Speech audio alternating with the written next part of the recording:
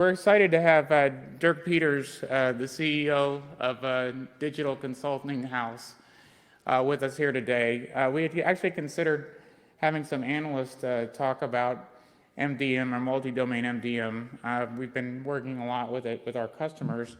And Dirk actually has a lot of real-world experience. And when we were talking about the challenges and things that we see in multi-domain, it really resonated with me because it's very practical and it gives a lot of information about where organizations are, what some of the challenges are, where some of the opportunities are.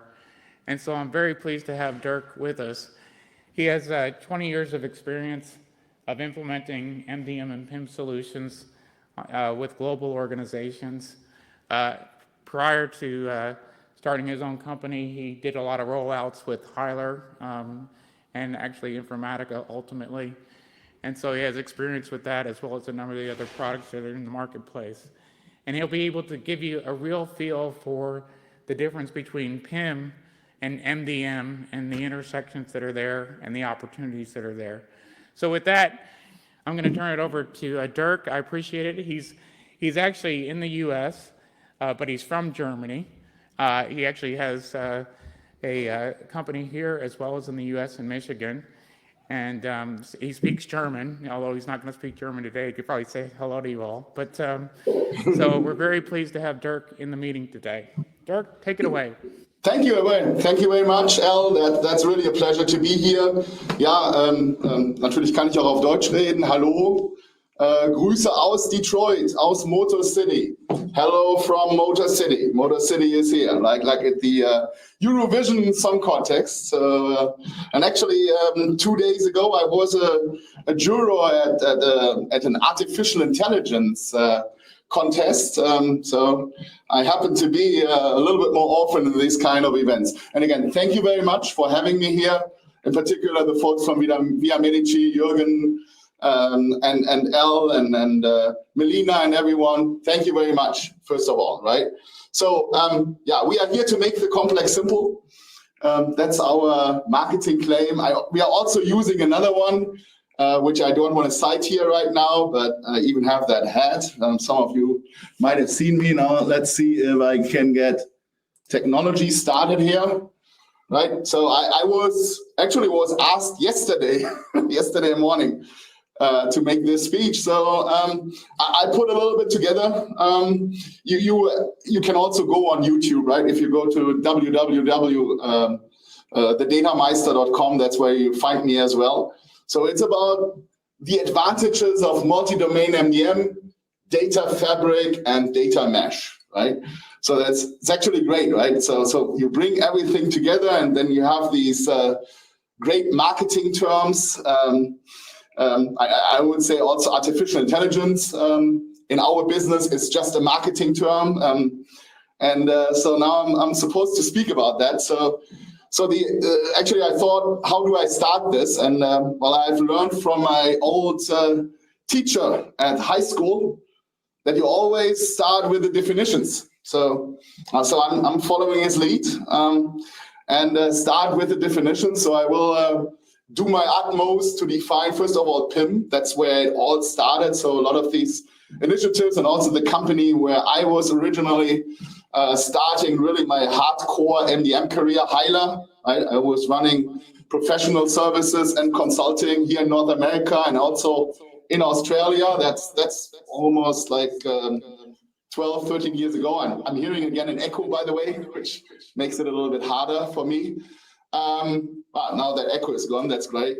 So I started with product information management, right? And then over time, particular 11 years ago, when Informatica took over, and it looks like that Informatica now has the same experience with Salesforce. So when Informatica took over, I started my own business, and then I got more involved into other data domains as well, and then eventually multi-domain MDM. Well, there are now new terms, data fabric and data mesh. So sounds like secret magic. And I will actually, I will simplify. That's what I'm doing always, right? Make the complex simple and explain what that is. and also how actually can that all work, right? So well, the host of this event is VIAMEDICI, so I will talk at least a little bit about VIAMEDICI, right? That's advertising. By the way, I'm an advertiser as well. I'm a full-blood advertiser. Apart from being a mechanical engineer, I had a tenure of around about 10 years with advertising agencies like Publicis or McCann here in the US, worked my way up from project manager up to senior vice president. So I know a little bit of sales and marketing as well. So, and that's perfect, because if you are able to bring that all together and bring also the data together, which is quite important, then you have a good chance of being successful in some of the endeavors you're doing, right? The little issue is, there are some things you have to watch out for. So I will talk about that as well, because yes, data fabric and data mesh are great things, but I want to be a little bit provocative here already. It won't apply to most companies at this point because they are not ready. And I will talk about why, right? And then I think there might be still maybe 10 minutes. I will try to keep it short for questions and answers. I can take questions in German as well and answer them in German eventually. And if some people might want to try it out, it's also a while since I spoke Spanish fluently, but I think I still can do it, but probably we do English and German.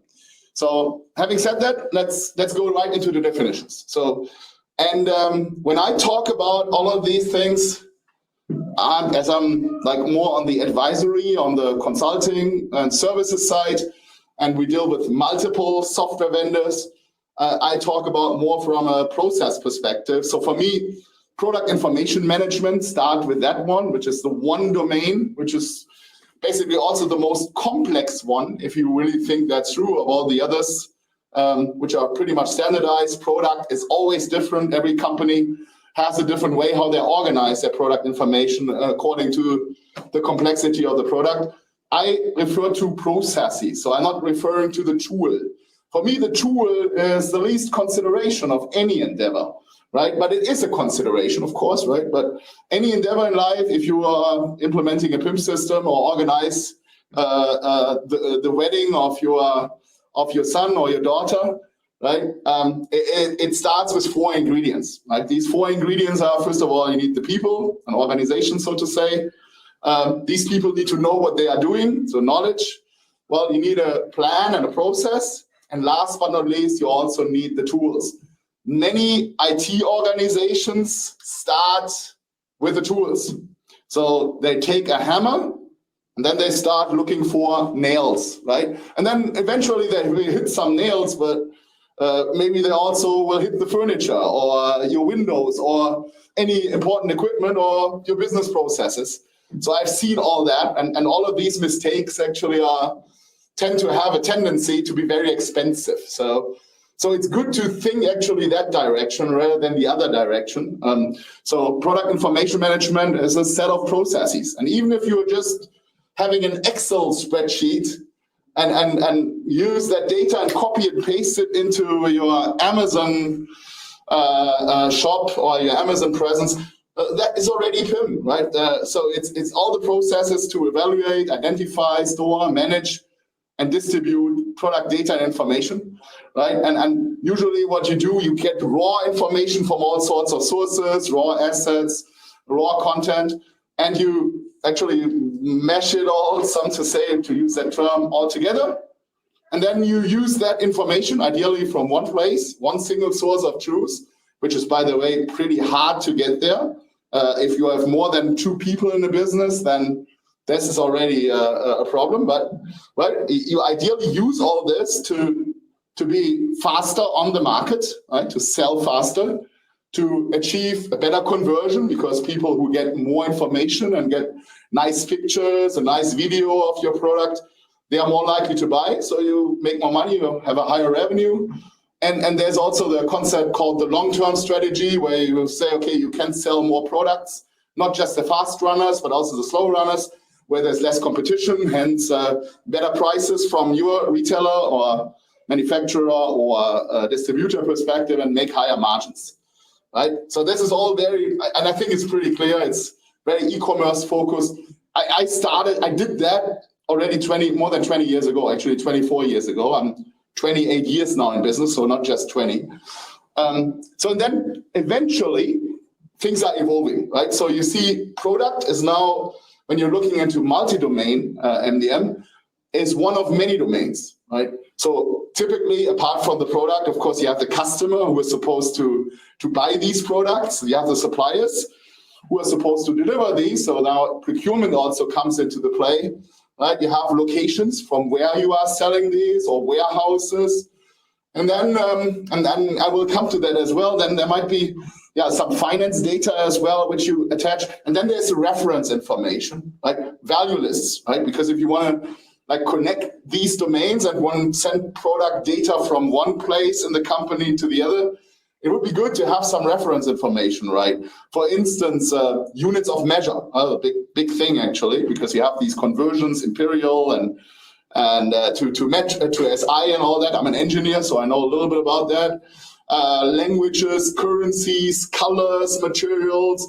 And actually there are places where reference data is really a big deal, right? I spoke recently to actually a company close by, like a big chemical company. So now there are only two possibilities, of course, right? One up in Leverkusen, the other one closer to you. And where they said, we don't really care about the others, but we care about the reference data. And they say it would be already sufficient for them if only languages and currencies were aligned. They are not even looking for units of measure because they understand that's the big thing, right? So basically, the process gets a little bit bigger.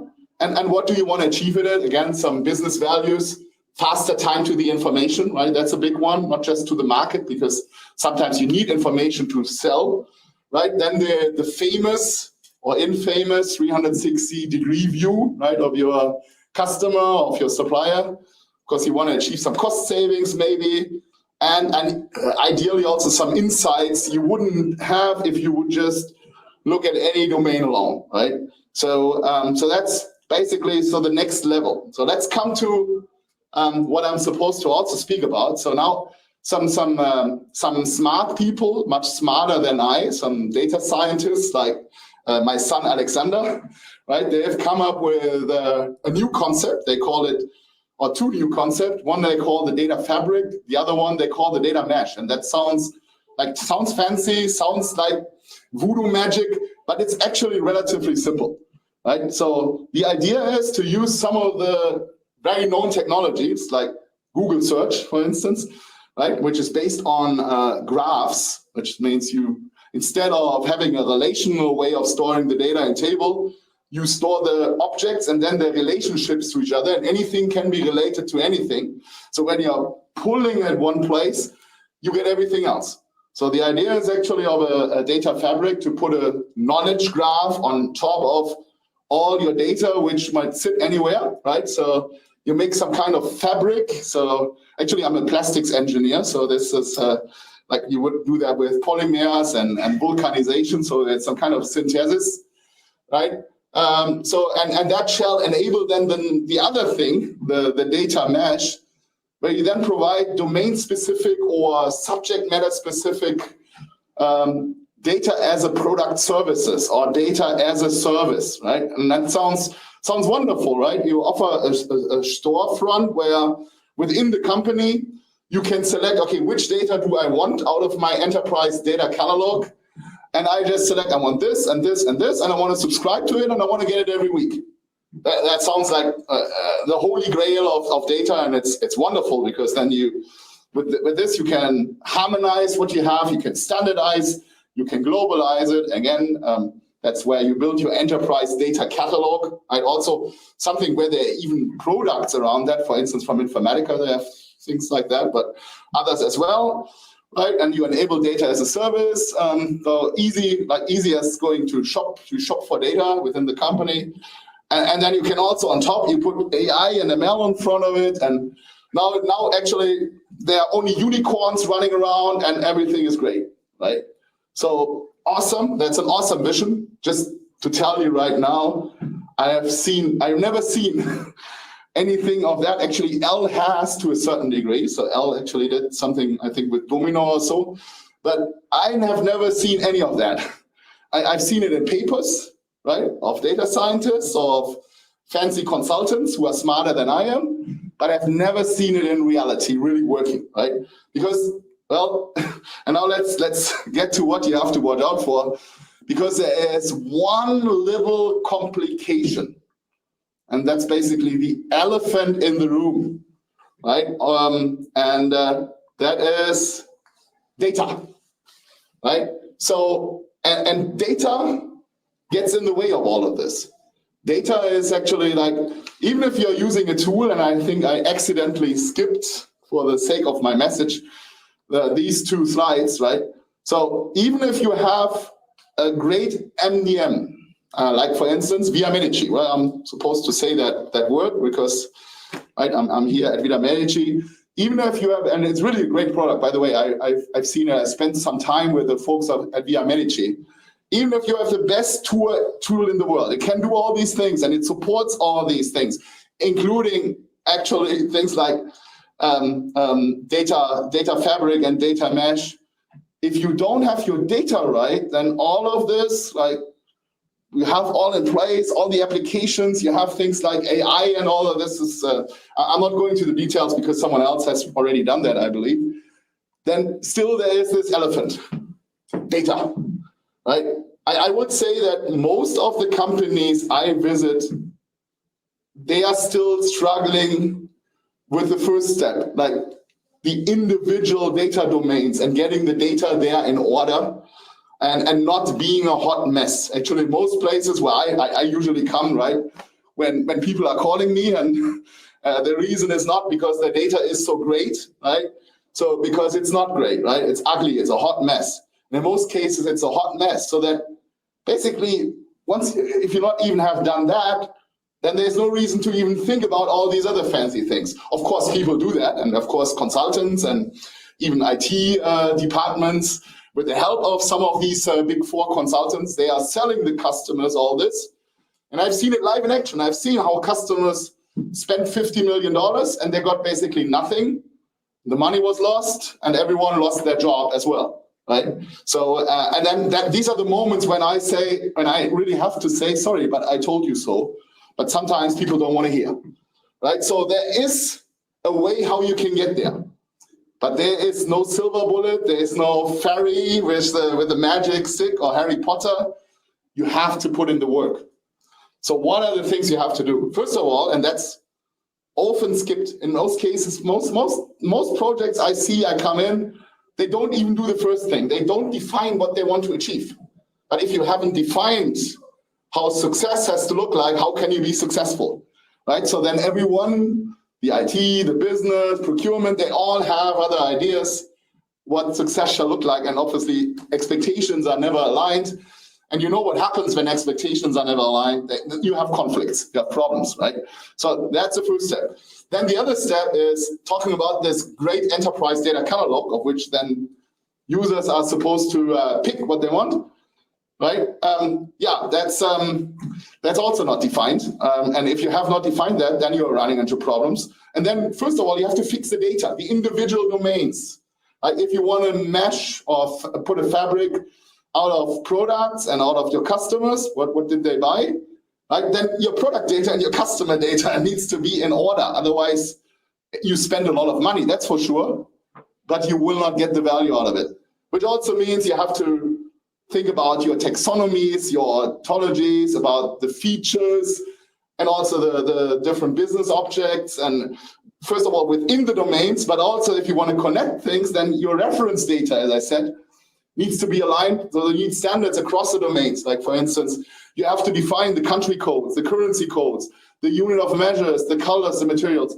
That is not an easy task, especially not in manufacturing companies where they might have like millions and billions of base components of which they are composing their products, like chemistry, for instance, right?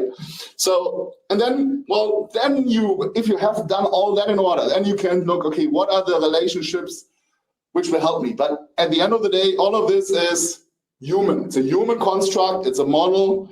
There are gaps, and you have this little cartoon here about how you use artificial intelligence. If you don't have all in order, then you might be that guy who's sitting on top of that pile of garbage, literally data garbage, and he never gets the right answers. Basically, that's it. So I'm open for questions. Und jetzt können Sie auch auf Deutsch fragen.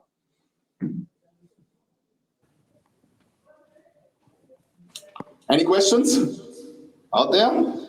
I don't see the audience, so I can only listen. Or if Al or anyone. Al, are you still there? Maybe Al, anything to add from your perspective? Hey, Dirk, I'm here. I do want to have some questions for you. I totally agree. I think people, they don't think about the people and the processes and those aspects, which I think are critical to successful MDM implementations. I'd also be interested in your thought process on a progression, which domain to start with first and kind of, scoping that out and then expanding upon it. What do you see works best when you're doing that depends a lot on your kind of business. There is not really a universal answer to that. I think for most companies, the hottest, at least the manufacturers and distribution companies where we are on, it's actually a good starting point to get your product information in order. It's also the harder point. It's also the harder part. Actually, customer and supplier and location data, that is pretty much figured out. You don't have to come up with too many customized attributes or customized data structures, data hierarchies, data meshes. Think about configurable products like vehicles, for instance, right? So that is the one where companies usually start with their products, but only if you are predominantly selling a large number of products, right? If you're in the services industry, insurance, then maybe you want to start with your customer.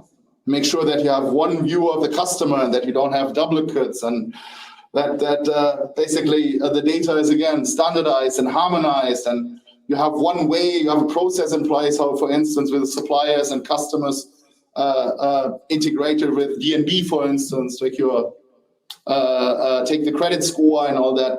So it really depends. It really depends on the nature of the business. If you are a manufacturer, distributor, and to a certain degree also retailer, then maybe your focus will be on getting the product data in order. Unfortunately, you cannot just start with the products. You have to think your taxonomy through first, and in order to do that, you also have to have your data governance in place. So, and if you really want to be successful, you have to build that building, right? That pyramid. You have to build that from the ground up. Many organizations don't do that. Most organizations I meet with, they skipped some of the steps, and that's where the problems start. I couldn't agree more. I couldn't agree with you more on that. I think I'm obviously a little bit biased on this in terms of tool sets. I think one of the things that VIAMEDICI does well is we have a dynamic data model, and we do inheritance and hierarchies. And so I'd be interested in your perspective on limitations of some of the other tools. That's a big one, right? Actually, when it comes to product and when it comes to manufacturer and distribution use cases, there are only few. It's like maybe a dozen MDM systems which really do a decent job, right? So, and some of the usual suspects or some of the newcomers in that space, and I looked at some of them. I'm looking at them all the time. They are great when it comes to the other domains, customer, supplier, location, because they thought also these maybe concepts very well out, but where it really like separates the major systems from like only the newcomers, that's where the whole subject of taxonomy, attribute inheritance, and all that comes into play. And you see right now in the market, you see an important shift, right? Everyone is doing SaaS. And I would say it's not necessarily a good thing. Everyone is doing SaaS. Everyone is doing AI, even if they don't have the data for it. Everyone is following like always, like it's like the herd of cattle, the herd of sheep.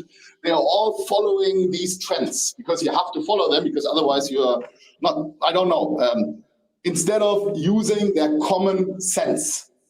It's still important to think artificial intelligence, actually, not even artificial intelligence, and what it's supposed to be. It's fake news. in most cases, in our business in particular, it's all machine learning, and it's based on mathematical models they taught me at engineering school 35 years ago. Nothing new, all old wine in new bottles.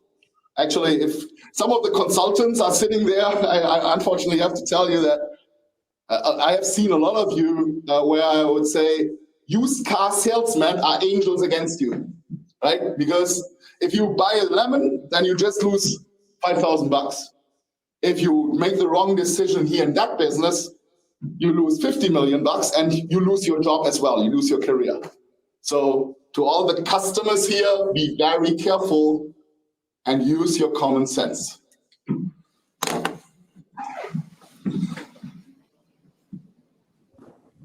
Any more questions? Yes, does anyone else have questions?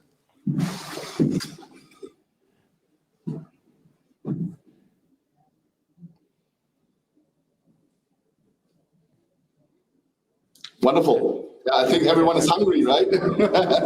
I'm tired as well. It's a long day. Well, thank you, Dirk. I mean, it's real world. This is what it's all about. So I think it's a very good discussion. I'm kind of surprised that there aren't some questions, but you don't necessarily want to get too detailed, I guess. And you're very direct, so I appreciate it. Okay, very well. Thank you very much. Don't get it wrong. It's just I cannot speak anything else than the truth. If you want to learn more about this, just use this this address, www.thedatameister.com. Like, subscribe, hit the bell, do the usual stuff. You find me on LinkedIn, well, just get in contact. And if you want to talk, just talk. I'm open for a conversation at any point in time. And enjoy your day, enjoy your evening, enjoy your dinner, whatever you do, enjoy the weekend. And maybe I meet some of you again in person. Would be really great, in Germany.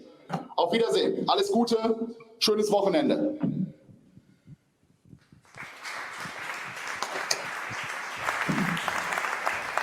Wenigstens etwas Applaus, das ist schon mal gut.